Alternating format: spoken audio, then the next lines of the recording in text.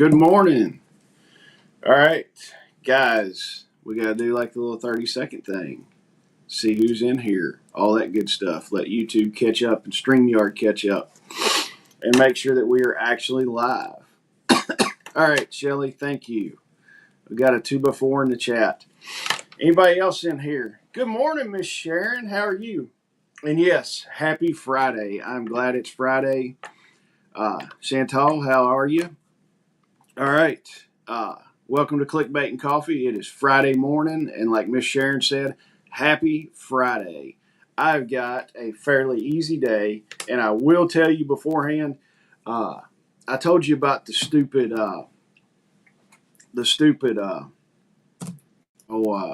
security system that my mother-in-law had installed and how these guys are supposed to be coming and taking it out.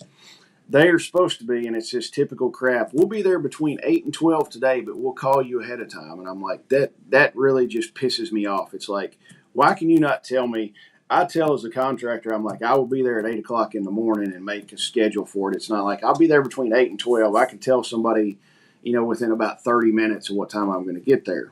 So now, if I get a phone call, we might have to cut it a little bit short because I got to go meet those stupid idiots and let them take the security system out. So we might have to do that. So I got my phone sitting here, and my luck is they'll probably call here in just a minute and be like, "We'll be there in 30 minutes." And I'm like, "Great, y'all just suck." So, good morning, Forrest. How are you? Demo Man Don. Good morning, buddy. Newman. Good morning, Newman. Give us the update. How many thousands of degrees is it where you're at today? I guarantee it's probably over 100. I don't even know what the weather's going to do here today. Sometimes I look and sometimes I don't. Let me see. Today's going to be 89 and sunny. So that's nice. My wife is gone this morning. She had to run somewhere this morning for work already, and Lincoln is upstairs rotting away in his bed. He's still not awake, so I'm going to wake him up after this. And he's going to run down and stay with my mom this afternoon or this morning and hang out with her while I go do all my fun job stuff. So, and yes, it's Friday. This is the last Friday before the festival. So, guys, if you don't have your tickets, get your tickets. Go to the website, $35 for all weekend. It's the best deal going, honestly, on tickets. So, festival's coming up. We are not very many days away. I mean, right at a week before it starts. Shelly and I are running like two chickens with our heads cut off, trying to get everything done. Last minute stuff and everything, and it's just boom, boom, boom, trying to get stuff done. Her and I are talking 2 or 3 times a day, if not more, about, hey, we need to get this, we need to do that. Oh, crap, we forgot about this, and stuff like that. But it's all coming together. It's going to be an awesome, stinking weekend. I am super excited about it and everything. And let me see. Speaking of Shelly, she just texted me. All right. Texted me festival stuff. So, and Newman, currently 109 after a peak of 114. Man, I don't even want to think about it. I get upset when it gets above 90. So, but hey guys, if y'all have not caught the lives that Shelly and I have been doing with the speakers and presenters and the people that are doing workshops, go back and watch those things. Man, there are some gold nuggets in those. I love doing lives, especially when you got somebody to talk to and a guest and talking to them, stuff like that. It's super fun meeting all these new people. Like Mike, he's a super awesome guy. We hit it off, talked before. And then talking to Greg, I got to talk to him. We did the little setup before and to make sure everything was going to work. And me and him ended up talking an hour and a half and just hit it off. That's one of the cool things about coming to events like this is you're going to meet all kinds of people that are already interested in what you're interested in for the most part. You might vary just a little bit, but these people are kind of pre-qualified. They're interested in the same stuff. You can hit it off. You're going to meet some awesome people and sit down and talk to these people and build a relationship. I mean, heck, you might, if you're driving in from 100 or 200 miles or the next state over, you're probably going to find somebody that is super close to you. So think about it. I'm just super excited. I get to hang out with all these awesome people all weekend long, and it's sad that it only comes around once a year because I want it just to be all the time. But we've got real life and real work to do. And thank you, Miss Sharon, for putting up the link on the website. So, all right. Anything else? First aid, medical kits, everything is in stock except for red IFACs, and I've got to get some of those in. But everything else is in stock, ready to ship out if you need that. Pure Bag water filters are on the website. Comfrey root cuttings and crowns, we've got those ready to ship out too. So if you need some of that, get on the site, hit us up and order some of that. We can get it shipped out maybe today, if not tomorrow. So also one thing, I know the festival is the major thing going on right now, but put it in the back of your minds. Combat Midwife is going to be in Bowling Green at our place. She is going to be here October 25th doing her class on midwife and birthing and stuff like that. So check her out. I'll have to put it's combatmidwife.com. I need to put a link on our website and a link in the description, but I will. Well, Miss Sharon took care of it. She's got it. And then also Shelly put in here, if you want to be one of the first, and we'll post it up, be one of the first 100 in the door, and you get a swag bag, including one of our mini ouch pouches. So there's some pretty cool stuff in those swag bags. I know. Yeah, we put together some mini ouch pouches with little everyday stuff, some Band-Aids, Neosporin, stuff like that, that literally you could throw in your cargo pants pockets. You could throw it in your purse if you're a woman because men don't carry purses. We put stuff in our pants. So don't carry a purse if you're a guy. You can carry a fanny pack if you've got a gun in it. That's the only acceptable way for a man to carry a fanny pack is if you have a gun and a reload in it. So, but in there we've got, there's I think it's a 10-pack of 4 jars canning lids will be in there. We've got sample packs of Element, LMNT, the electrolyte mix. There's all kinds of other coupon codes, brochures, stuff like that for a bunch of the vendors and everything. I know there's some stuff we're missing, and if Shelly can stick it in there, the stuff that I missed, stick it in there for sure. But yeah, be one of the first 100 people through the door, and you will get a swag bag, which the bags are pretty cool. Shelly showed me. She took care of ordering those, and they're pretty sweet little bags. And Bill, good morning. Bill is already done. It's 8 o'clock, and I guarantee Bill has done more work than all of us put together before 8 o'clock in the morning. So, Michael Hamilton, good morning. And Bill says I use a fanny pack for a tackle pouch. That will work. So, Shelly says that's not an acceptable way to carry a gun. It could be. They've got tactical fanny packs to where you can carry it.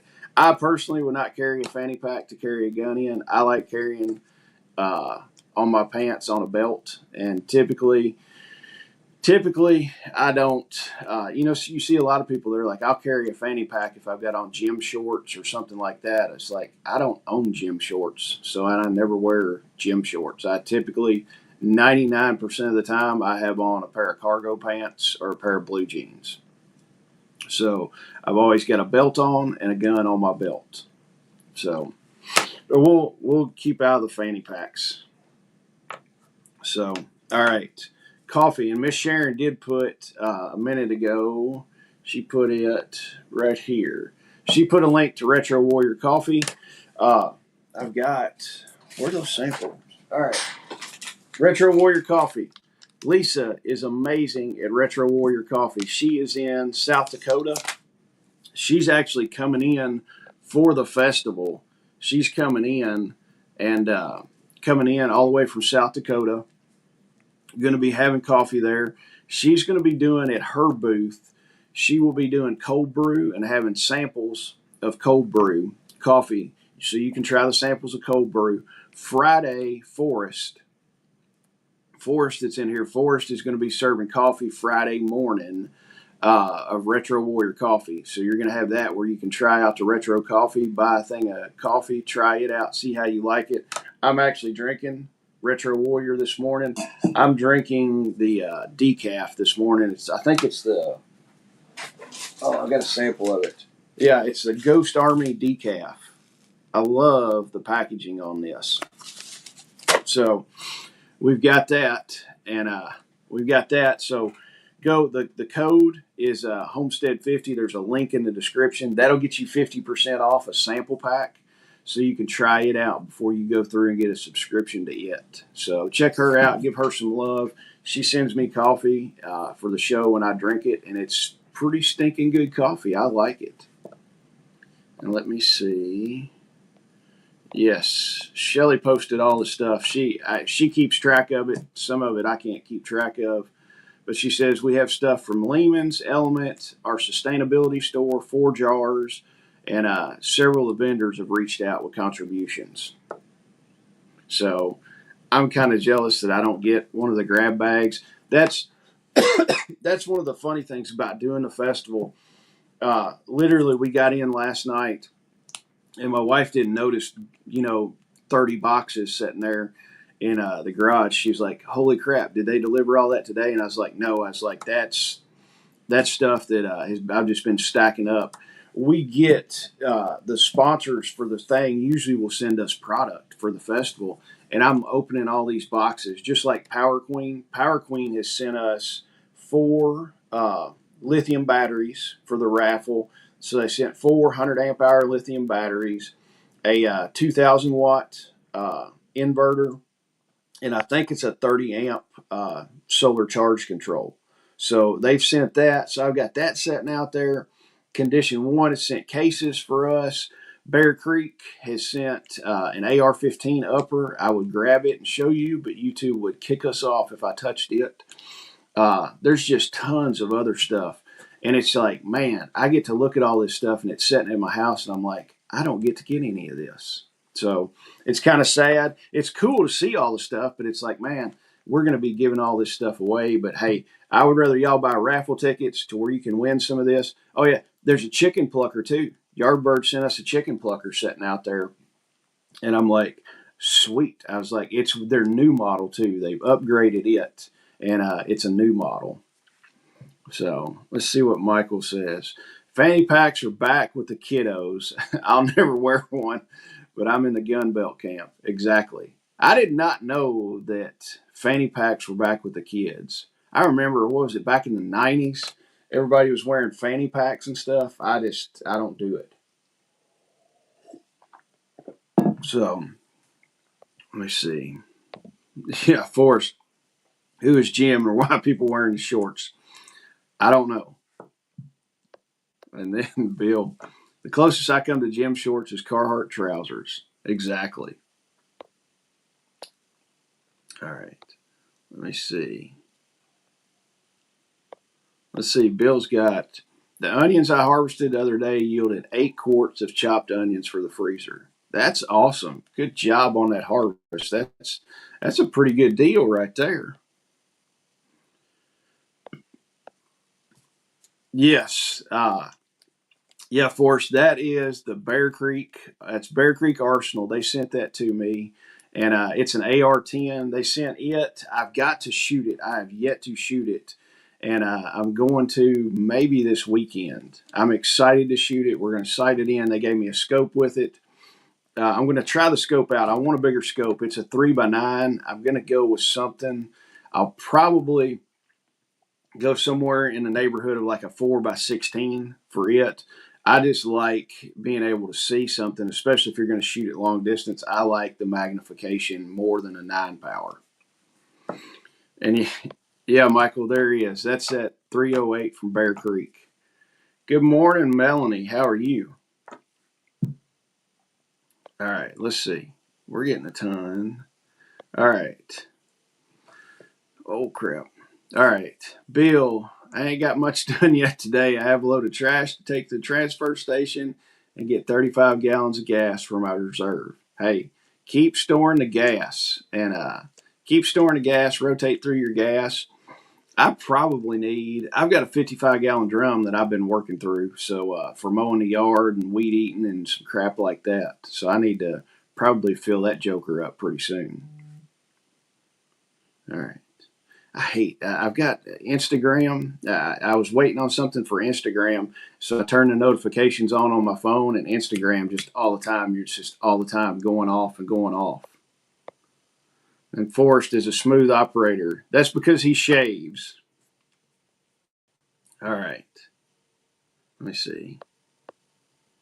Let's see. Bill, I had about 5 to 6 hours in prepping the bed, planting, and harvesting. That's not bad for that kind of return. I mean, that's a pretty good return for sure.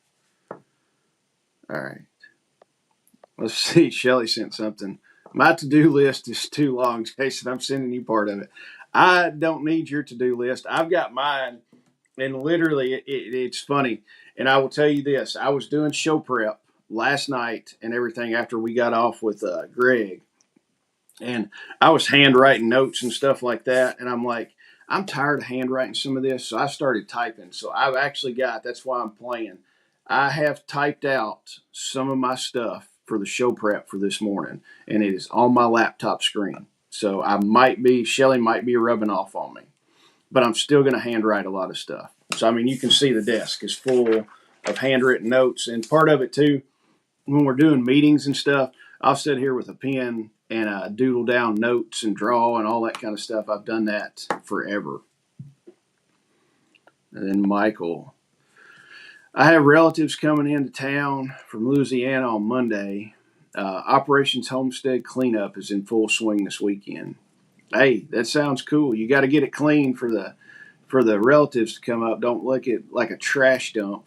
But hey, just remember, Billy has said this before. You see all these people on Instagram, and they just show you Instagram or Facebook. They show you one little section of their farm that is just tidy and nice and clean and everything, but they don't show you all the other stuff.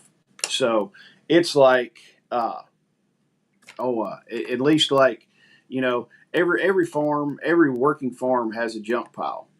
So if you got a junk pile on your farm, keep the junk pile. I've got a couple junk piles. So, and I'm not ashamed of it, but sometimes the weeds get out of control, and before people come over, I'll knock some weeds down. So, and Michael says, LA, not Louisiana. All right. Yeah, if they're coming from LA, you really need to clean it up because they'll think you're some kind of white trash hillbilly if you got junk laying around. And then Melanie, I hardly handwrite anything. In my job, I have to type as I talk to people, and I've gotten pretty good at it. If I had to type everything when I was talking to people, it would be like, forget it. I can't do that. And let me see. Miss Hacks, Patty, how are you? Yes, and she can't wait. She'll be here next week. I am excited to see Darren and Patty for sure. So, all right, Shelly, at least you move on from writing. Yes, I do. I am horrible about it. Most of the time, I've got notes on my hand, and it was funny. My wife asked me one time, she's like, why do you write stuff on your hand? And I said, first, I can look and remember it, and it's always there. And I said, second off, if I lose that notepad, the stuff that was written on my hand doesn't matter anymore. I was like, we've got bigger problems. And she just shook her head. She's like, you think of the dumbest shit. And I'm like, well, look at it. If I lose that notepad, we've got other stuff to worry about. And the stuff I wrote down doesn't matter. And yeah, Patty, a pile of junk. We have multiples. Yeah, I think anybody that's running a farm has got to have a pile of junk or two on their farm for sure. And Michael, I am a white trash hillbilly, but I still like my grass cut once in a while. Hey, I don't blame you. I mow the yard. I try to do it like every 2 weeks because we're converting it kind of all over to clover. And then that way it won't grow as much or as fast and won't have to cut it as much. And I think Bill,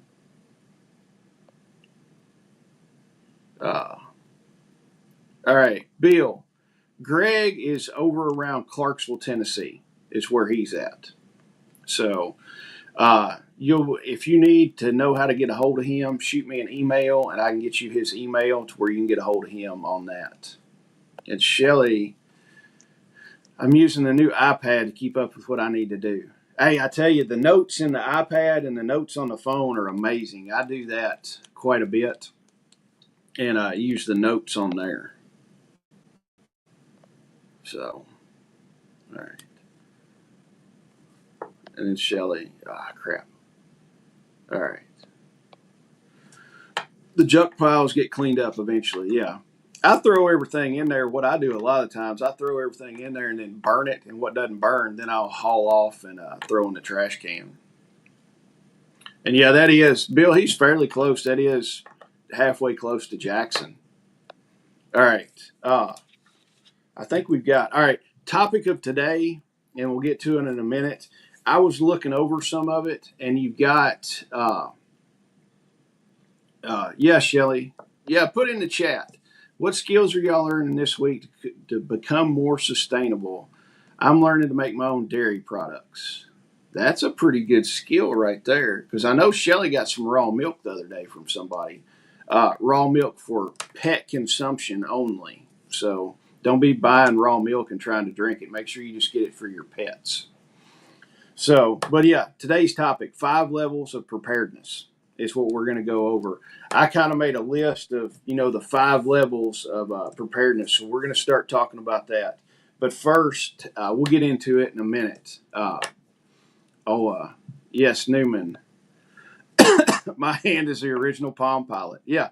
Now, I found out some people will write it on their palm, but me working in construction, if I write it on my palm, working with your hands and doing it wears off too fast. So I write everything on the outside part of my hand, and it stays pretty decent. And I use a Sharpie, so it'll stay there a little bit longer. So, all right. All right, let's see. Chat's doing good. Let's see. Miss Hacks. Had a lesson learned this week. I got a new EpiPen, got stung with a wasp. 5 Benadryl later and 18 hours of sleep, I'm awake. 5 Benadryl, man, that will knock your butt out for sure. All right. And Miss Sharon, it seems I'm learning my limitations. That, and it's funny, I tell people, my plumber, I'm friends with him. We were talking the other day, and he said something about being old. And I was like, yeah. I was like, but we still think we're 25 in our mind. He goes, yeah. And then we do stupid stuff, and the next day we pay for it with our bodies aching and everything else. Let's see, Bill. My junk piles are only junk if anyone else, in anyone else's eye. In my eyes, are recycled material piles. Exactly. And then Melanie. I'm learning more about my chickens. We're putting in waterproof floor in the hen house. That building is over 60 years old, and we recycled it into a hen house. That's going to be cool. I've seen some pictures of it. It's looking good. You're going to have a stinking nice chicken house. And Shelly, that's a big problem in our junk pile is wasps. Yeah, exactly. All right. Michael. I'm learning to trim goat hooves properly today. YouTube and a couple semi-willing participants. Here we go. Michael, I'll tell you what I've got and what I do with all mine. My sheep, I've only trimmed a couple sheep's hooves before, and I've got a bunch of rocks, and I'll let the sheep run on these rocks, and they love playing on these rocks. So if you've got a rocky spot, let those jokers out there and they'll walk on the rocks and it just kind of naturally wears their hooves down. And I've seen one guy, he took to where his sheep and goats come in and out of a gate every day. He took some 16-inch pavers and laid inside that gate opening. So when they're coming to and fro in and out of that gate, they're walking on concrete. So it naturally scuffs their heel or scuffs their hooves down to where you don't have to trim them as much. So that's one little hack that I've seen people do, that and let them run around on the rocks. I've trimmed, I think, twice in the years that I've had sheep. Lynn Dudley, hello from Adair County. Good morning. Glad to have you in here, Lynn. If you gotten your tickets for the festival, you need to do that. It's coming up next Friday. You got a week, and then we'll be starting.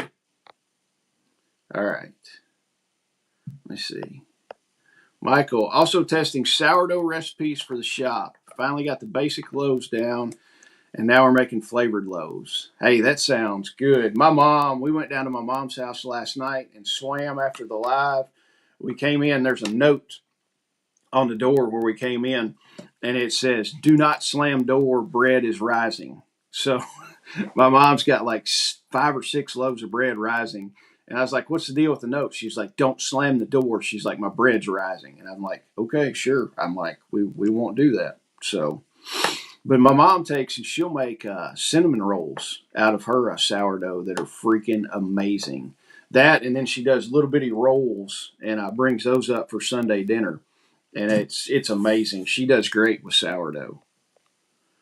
All right. Let me see.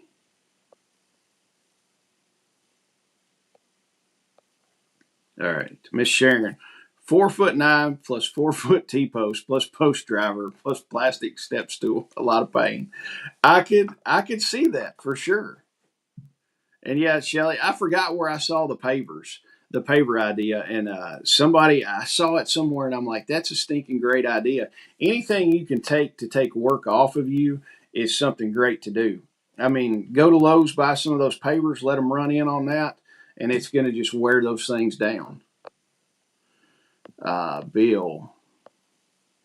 All right. And trimming goat hooves, it's easier to pull them on the milking stand and give them a little bit of grain. Also, make sure to trim the heel pad, very shallow bits at a time. And then, yeah, Michael, thanks for the tip on the pavers. The boys are out in the pasture with rocks, but the girls stay close to the house in the winter. Yeah, exactly. All right. Let me see.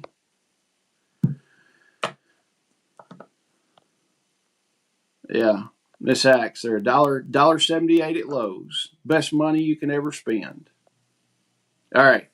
Oh yeah, yesterday. Yesterday I went and picked up the lumber for my shelves. I'm gonna do back here on this. I've got to figure out what I want to do. So I ordered, and I don't have them down here. I ordered some shelf brackets. They're black powder coated shelf brackets. I got them off Amazon. They're kind of an industrial look. They're going to go good with what I want to do for the shelves. But we're going to do some kind of shelves back here.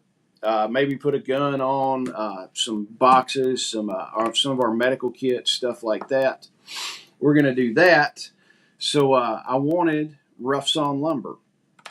So when I had my down in the office in my shop, I had it. You remember it? I had the rough sawn lumber.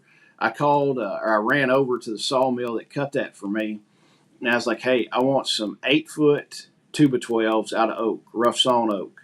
And they're like, "Cool, we can do that." And he said, "I'll have it for you in a day or so." And I'm like, "Awesome." And it's all green lumber. They don't dry any of it, so I'm gonna have to let it dry just a little bit. But he called me he called me the day before. I ran out there yesterday. He said, "Hey," he said, "your stuff's sitting there ready to cut." He said, "Just leave the money in the office and just grab them." And I was like, "Okay." This guy charged me. These are a full 2 inch thick and 12 inch wide, and they're a little bit longer than 8 foot. Rough sawn oak beams, and he charged me $14 a piece for these. And I'm like, "Damn, that's cheap." Because I looked it up at Lowe's right now, it's almost $15 for a 2x12 pine 8 foot. And I'm like, so I got these oak pieces for $14 a piece. But I tell you what, nobody was there, and I went to grab one of those, and I'm like, holy crap, these things are heavy. These things probably weigh, and they're green. They probably weighed at least 125 pounds or better a piece.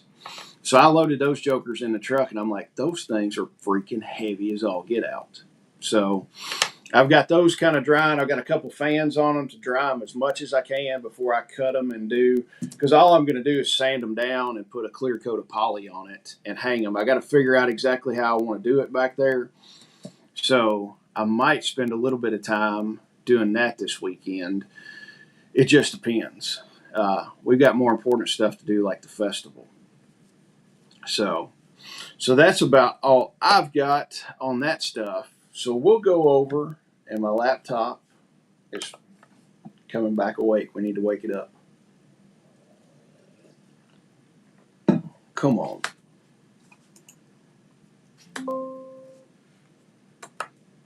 You got to be kidding me. This is why I don't do stuff on the computer. All right. That's why I don't do stuff on the computer. The 30 seconds I wasted doing that, we could have been 30 seconds deeper. And yes, Miss Sharon, make sure you hit the like button. It helps with the algorithm so they don't promote us. All right. And Bill, yeah, make sure you sticker every level, otherwise you'll get mold. Well, Bill, I've just got 2. I'm only going to do 2 shelves probably. So I've just got those jokers sitting on some sawhorses with a big barn fan in front of it, helping to dry it. But yeah, when I had 3 nice oak logs cut for my office down in the shop, and we cut those and stickered all those, and I let them sit in the shop for about 6 months. And the shop was hot. We had some airflow, and that stuff dried out nice. I checked them with my meter. They're running like 25% moisture right now, so hopefully they'll dry out some. I'm not going to let them set for months to dry out. I want my shelves done now, so I called my rep at Sherwin-Williams, and I'm like, hey, what's going to happen if I put polyurethane on this green wood? She goes, it might turn white a little bit and everything. And I'm like, well, I was like, I'll take a chance. Worst case scenario, I can just strip the poly off and put it on again. So we'll kind of see. All right. I've got this. When I look over on my laptop, I'm reading notes from my laptop. So just remember that. I have not memorized all this. So, all right, we got the 5 levels of being prepared, or 5 levels of preparedness, 5 levels of prepper. We'll roll with that. And Bill says, if oak dries too much, you may have a hard time nailing them. Hey, that's for darn sure. We did and this has probably been about 10, 12 years ago. I had a lady, she had an old tobacco barn. She said, I want to make part of this my art studio and then part of it an apartment for one of my sons. She's like, can we finish out this barn? And I'm like, yeah, sure. So we went in, started doing. Man, you could not hand drive a nail in any of those oak boards that were in there. We were using pneumatic nail guns, and we had to turn our compressor all the way up as high as the PSI would go on it and set our depth as far as it would go just to drive 16 penny nails into those oak beams. It was the hardest stuff I've ever dealt with in my life. So yes, that oak does get freaking hard as all get out. So, all right, 5 levels of preparedness. First level you have got the guy. It's like at this level, you realize the system's kind of failing. The system is fragile. You really start thinking about what you would do to get prepared, and if the grid went down. And it's small stuff. You might have a few things in your house. You might have a flashlight, some extra batteries, maybe a little bit of water. But pretty much that's the awareness phase. You realize the system is fragile. Something might go on, but you really not move the needle to get prepared for anything. So your next step on that, probably what you need to do, start building like a 72-hour emergency kit to have. That's kind of your first step after you're aware that something could happen. So you're looking at like storing 3 days of food and water, some flashlights, some basic emergency stuff, maybe a small solar generator to get you through where you can charge your phone, stuff like that.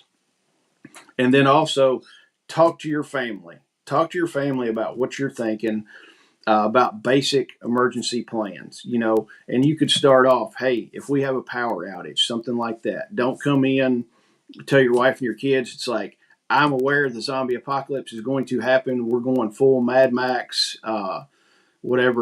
zombie apocalypse. This is what we've got to do. Because then you're going to scare your wife and your kids. They're going to think you're freaking crazy and you've lost it. And they're like, no more Walking Dead shows for Dad. So go in, start talking to them about a basic emergency plan. That's your first level, awareness. After you've gotten to that level, then you're going to. All right, Bill, have a good day. We will see you later on. I appreciate you being here. All right, level 2, beginning prepper. The beginning prepper, you're taking action on it. You're building out supplies and knowledge.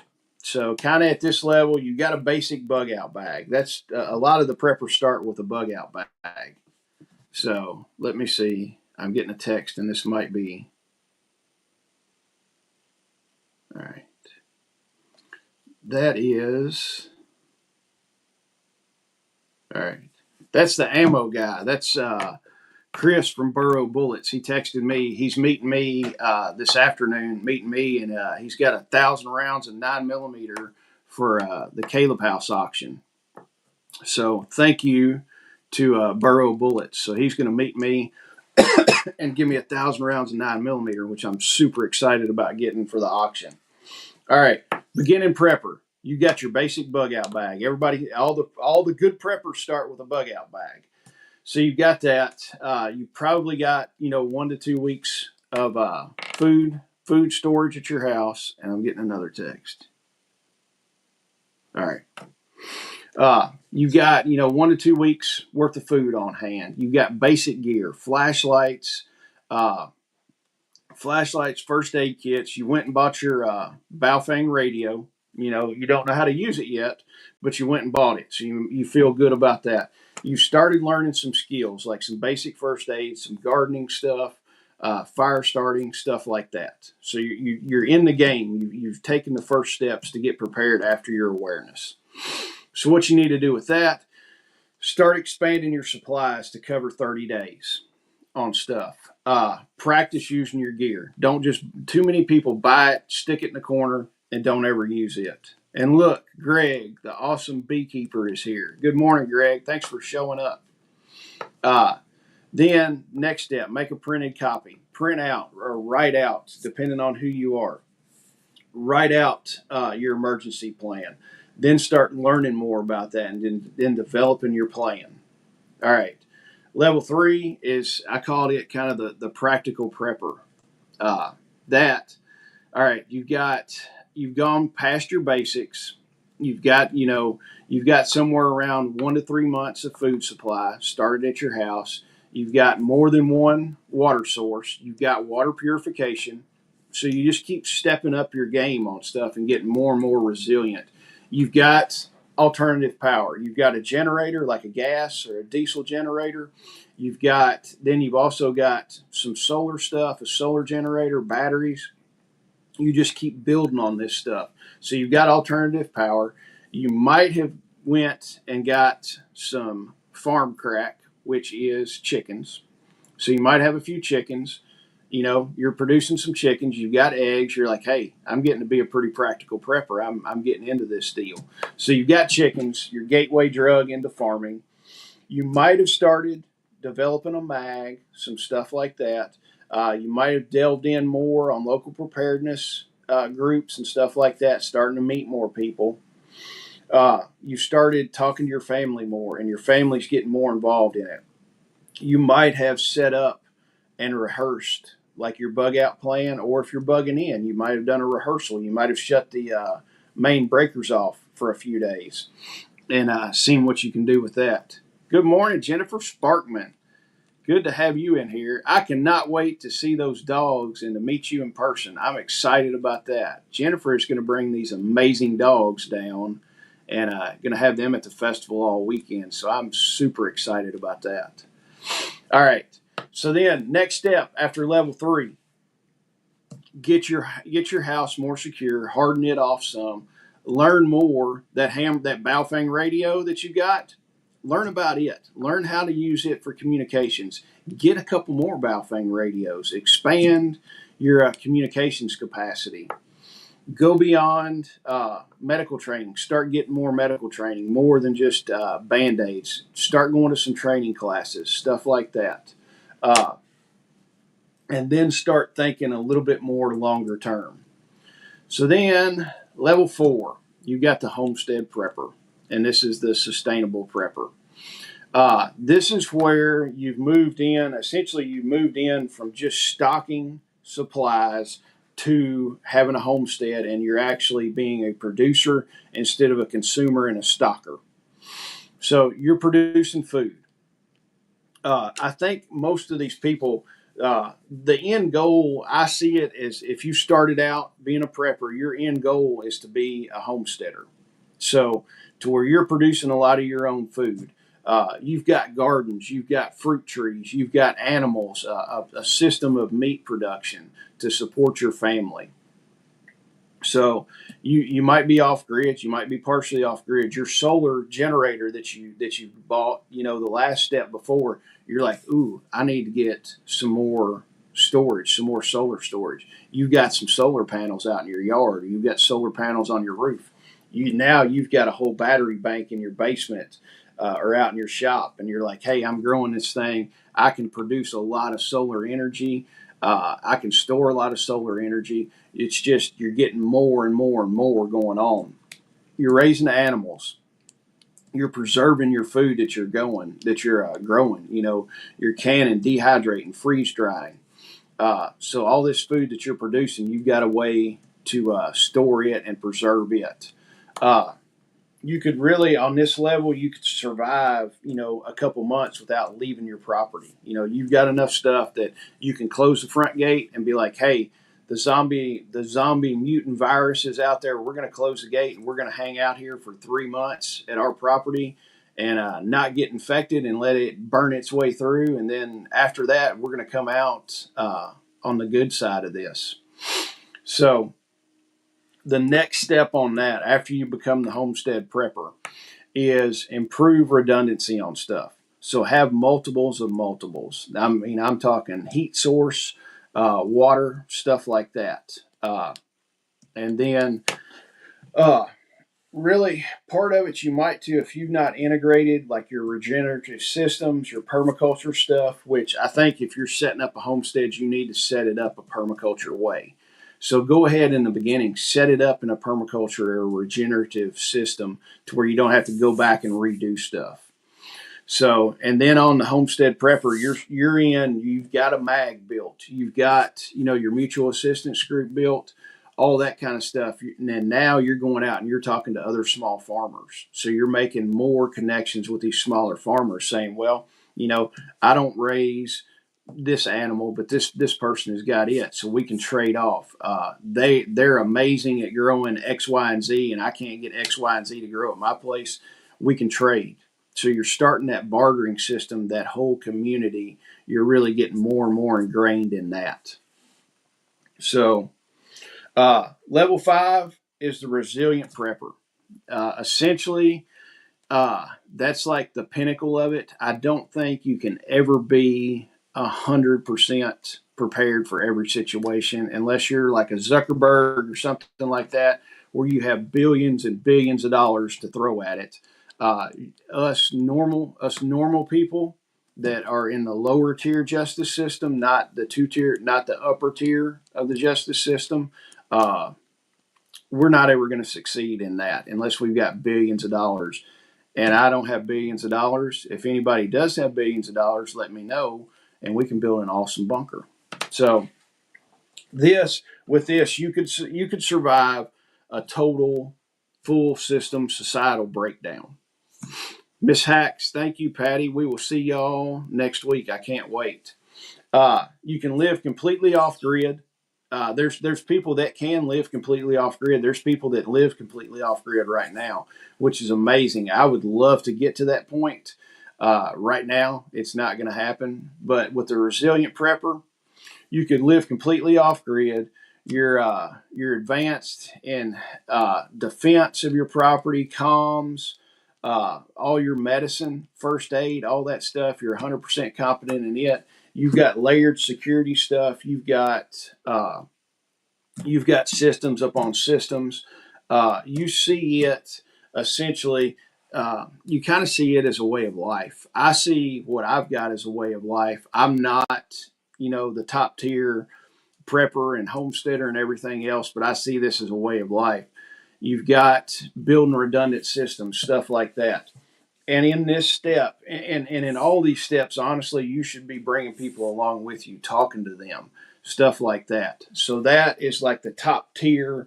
I'm not going to say you've got a bunker, 200 feet inside a mountain or anything like that, but that would be sweet to have.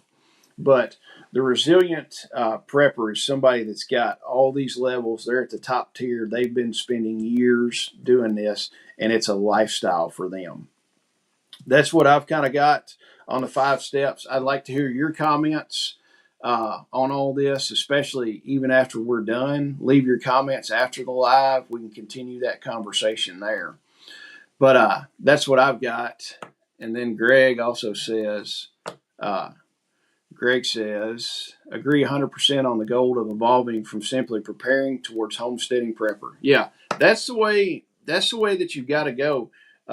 There's only so much food that you can stock. You've got to be and have a way to resupply yourself. You've got to go from a consumer to a producer. So once you go from that consumer to the producer, or just the stocker to the producer, it's a whole different ball game there, because you can just keep resupplying yourself. If you've got a good flock of sheep, that's food that you can just bang out on your sheep. It's just boom, boom, boom, boom, boom with your sheep. If you've got a really good flock of chickens, you can be producing chickens that you're going to eat, and you're getting eggs every day. So there's a lot of stuff to think about, and that's one of the cool things about coming to a festival like ours. You're going to meet people that are doing all this stuff. You're going to meet people that are in the awareness phase of like, hey, I know something's going to go down, all the way up to people that are, the top tier guys that have been doing this for years, and they've got multiple backups and multiple backups. So come out to the festival, talk to these people, spend all weekend with us. I would like to know, and leave it after this. Leave me a comment what stage you're at. If you're level 1, let us know. If you're all the way up at level 5, let us know, and tell us about the systems you've got. And yeah, Miss Sharon, don't panic. Know your limitations. Don't start more than you can handle long term. Exactly, and that's going in. Moving up from when you start homesteading, don't go out and get 37 different types of animals and think you're going to do all of it. Start with chickens. Get your chickens, get that system going, know your chickens, and then after you got your chickens running smooth, think about another animal. Most of the time, people they'll go out, they've got, they bought 10 acres, and they're like, oh my gosh, I've got 10 acres. I've got to fill everything up with animals. I've got to get my chickens. I've got to get rabbits. I've got to get some pigs, and I got to get some cows. And then they're standing there and they're going, holy crap, I don't know what to do with any of this. You're not being able to take care of your animals. Animals are dying, stuff like that. And it's just like, holy crap, I don't know what to do. Start out small. Get your chickens, know how to take care of your chickens, and then move up. Be like, hey, do I want to get a few sheep? Do I want to get a couple pigs? Do I want to get some rabbits, depending on what you want to do? Or do I want to get a cow and do that? Just move on. And every step, you've got your chickens, you know how to take care of them. Then you got some lambs. And then it's like, okay, I can do the lambs. Now let's get a couple pigs. Now we're doing the pigs. And just keep going on and on and on. And especially a garden. Don't go out and do a whole acre garden if you've never done a garden before, because then you're going to be like, holy crap, I can't take care of this. I'm burnt out on the gardens. Gardens suck. I'm never doing one again. Do a small garden. Start out with some raised beds. Figure that out. And then after that, it's like boom, boom, boom. You can just keep building on that. And then Michael, I think the biggest step we've taken is from spending money on everything to leveraging relationships to avoid using money at all. Exactly. That's one of the biggest things, is bartering and doing stuff like that. Building relationships with people. If you're an expert in your field and you can help people do stuff, let's take Greg. Greg is in the chat. Greg is a bee guy. If you've got a skill, let's say you're an electrician. If you're an electrician and you've got that skill, instead of spending money on hiring somebody to do some kind of bee stuff for you, if you're friends with a bee guy and the bee guy needs some electrical work done, be like, hey, Greg, I'll come switch all these plugs out at your house for you if you day and help me set up these hives. It doesn't cost anything. It's only going to cost you the time going over there to that person's house to, switch out those plugs. And one, Uncle Sam doesn't get involved, so it's not costing you any tax dollars. And two, you're building relationships to where the next time they need something, you can just keep on doing that. Do the barter system. It's amazing how that works. Let's see. Miss Sharon, I started with rabbits to supply fertilizer for the garden, then started the garden, then got chickens. Yes, that is the way to do it for sure. And then Melanie wants to do chickens, or Melanie wants to do rabbits. And Shelly's like, I can hook you up with some rabbits.